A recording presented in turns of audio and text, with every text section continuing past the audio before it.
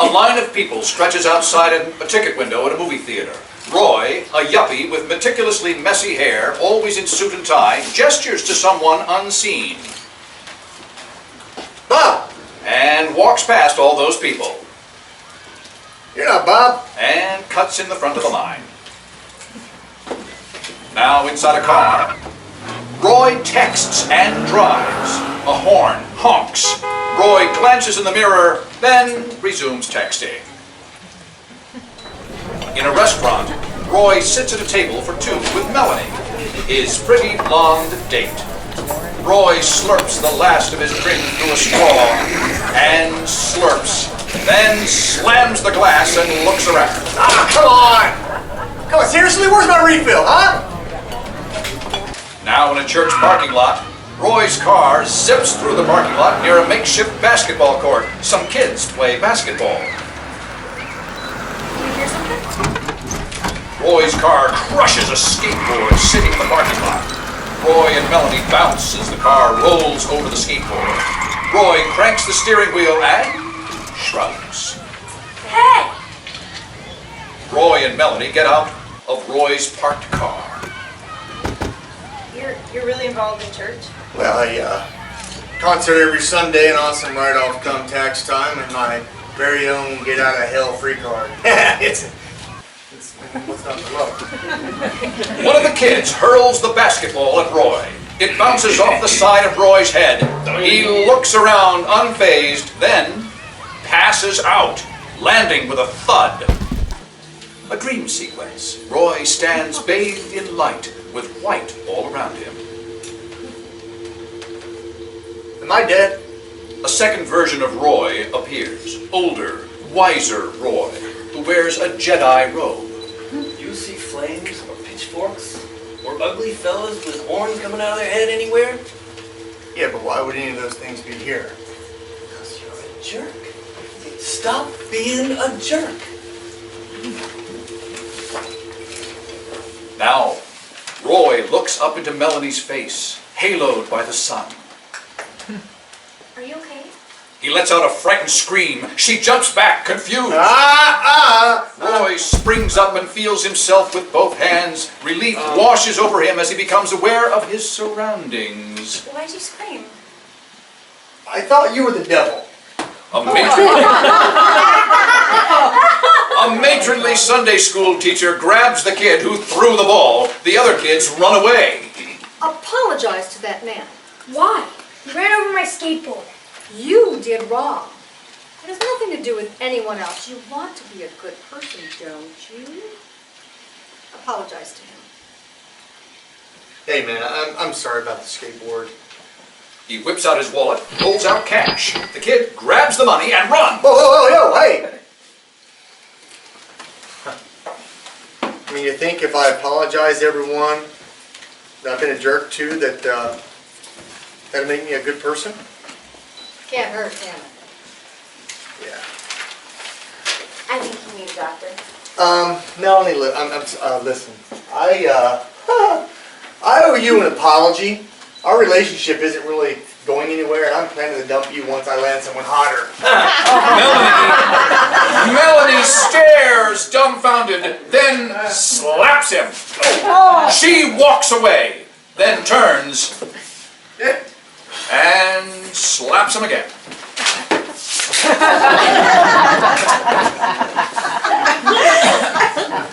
In a restaurant, Roy corners a waiter near a table.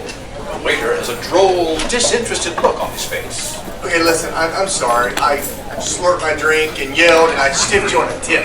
Roy hands over some cash, then looks at the money in the waiter's hand. He takes one of the bills back and leaves. The waiter watches him walk away, expression unchanged. The guy at the table behind him holds up an empty glass. Can I get a refill? The waiter stares at him blankly and walks away. The guy shakes his empty glass. Anybody? Next day, the interior of an office. It's a small office, a few desks, a ringing phone. Everyone is staring at Roy, who is standing in the middle of the room with their boss. Well, and I've been using excessive amounts of hand sanitizer, and I take naps in the conference room all the time. And all right, I sold a Wi-Fi password to the guy who hangs out in the parking lot last night. Sorry. Anyway, maybe I can, okay, listen. From now on, I'm going to be a better employee, all right? You're fired. Get out. Oh, alrighty. I hope you'll still give me that glowing recommendation. Somebody change his password, please. Now in the neighborhood next day, Roy stands in front of a slack-jawed mailman. Listen, I'm sorry. Convent. Roy stands in front of a slack-jawed nun. Sorry. Roy stands in front of a class of slack-jawed kids. I'm really sorry. In the Jackson home next day, incessant knocking at the front door, Mr. Jackson, a gruff retiree, flings the door open. On the other side is Roy, grinning like an idiot. I remember you. Go away. Mr. Jackson slams the door in Roy's face. Outside.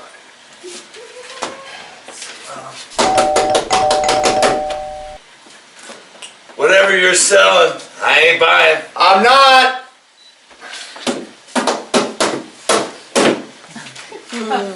Mr. Jackson sits in a recliner reading a newspaper when a feedback squeal outside disturbs him.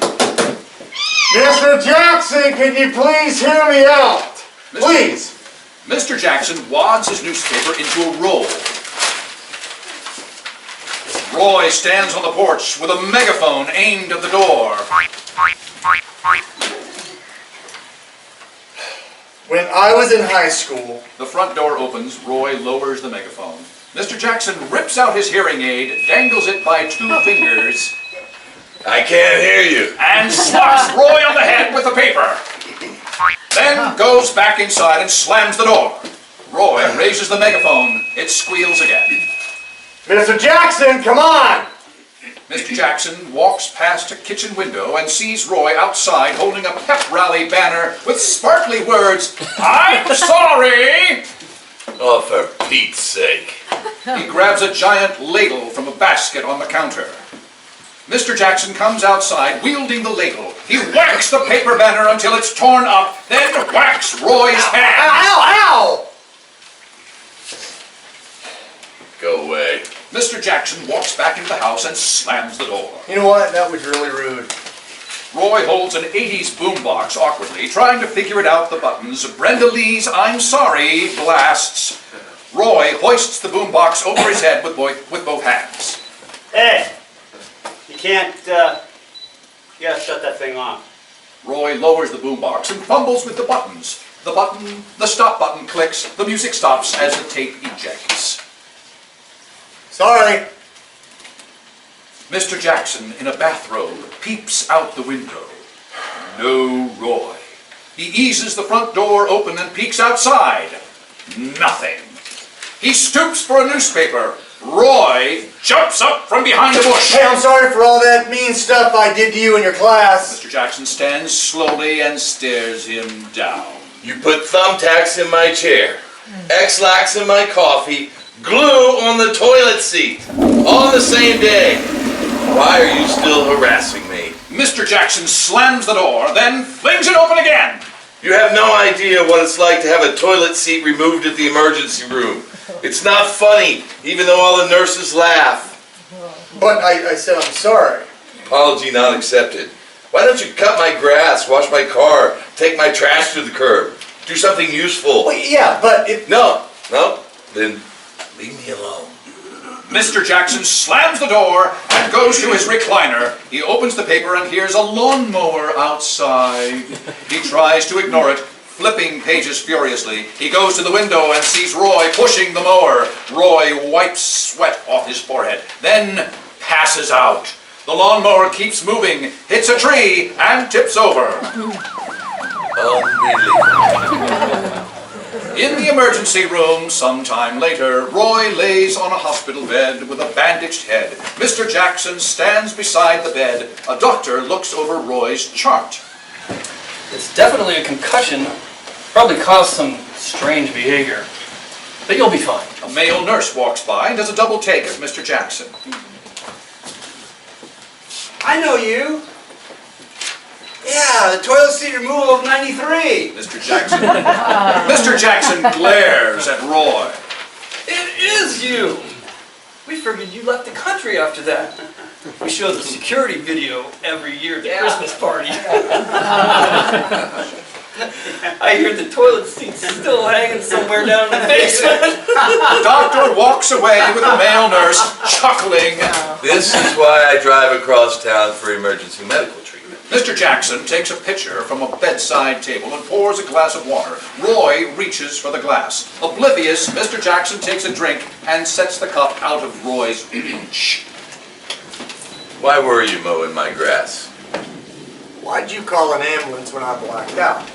I had to. The neighbors all seen you laying in my yard. Yeah, I gotta find out who that brat was that hit me in the head, because that kid ruined my life.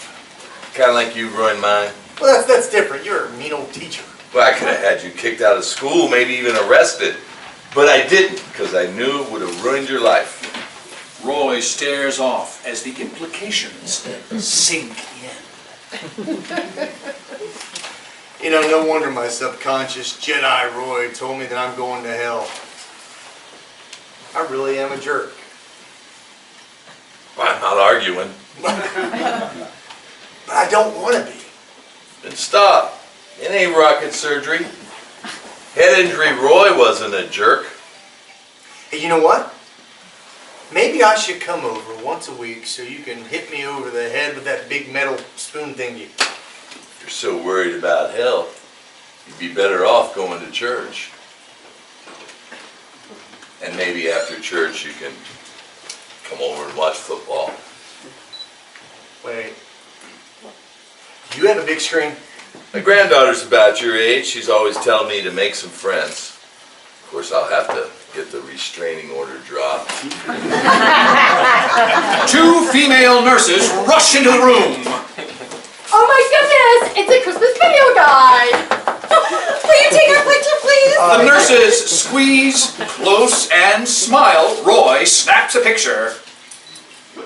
Mr. Jackson's scowling face is sandwiched between the grinning like idiots nurses. And Mr. Jackson blinks to regain vision from the flash. You got keys to the basement, right?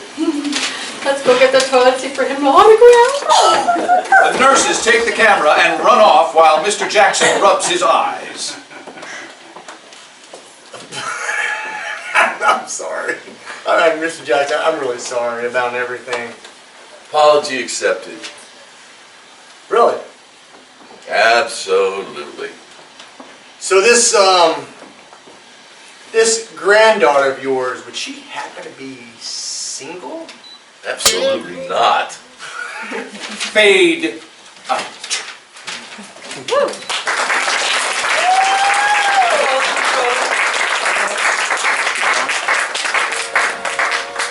Thank you very much, Cass. Come on and take a bow.